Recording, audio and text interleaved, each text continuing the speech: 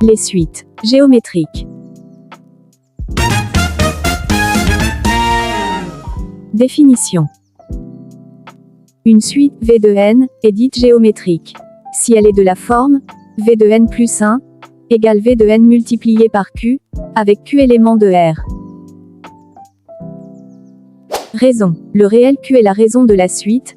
Si Q est supérieur à 1, la suite V de n est strictement croissante. Si 0 est inférieur à Q, est inférieur à 1, la suite V de n est strictement décroissante. Et si Q égale 1 ou 0, la suite V de n est constante. Il est possible de trouver le terme général d'une suite géométrique. Terme général. On note Q le rang initial de la suite, celui à partir duquel la suite est définie.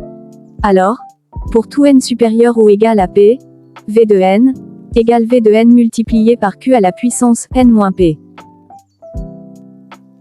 Et si la suite V de n est définie à partir du rang 0, on a P égale 0, alors pour tout n éléments de n, V de n égale V de 0 multiplié par Q à la puissance n moins 0 égale V de 0 multiplié par Q à la puissance n.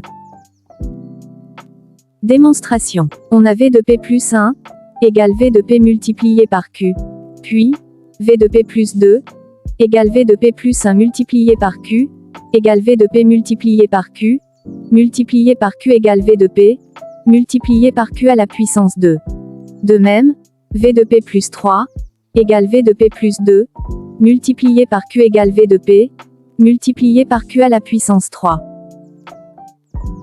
En fait, pour tout K entier plus grand que P, on a V de P plus K égale V de P multiplié par Q à la puissance P. Donc si on pose n égale P plus K, alors V de n égale V de P multiplié par Q à la puissance n moins P. Si tu es nouveau dans la chaîne, n'hésite pas à mettre un like et de t'abonner.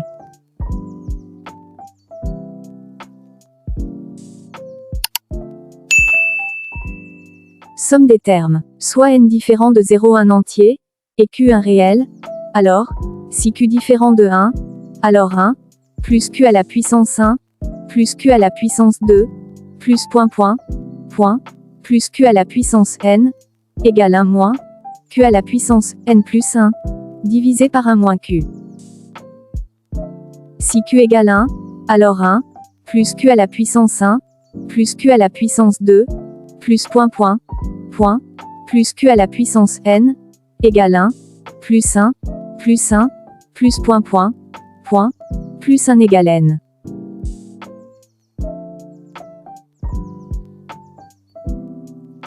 Démonstration. Le cas Q égale 1 étant donné juste précédemment, on supposera Q différent de 1.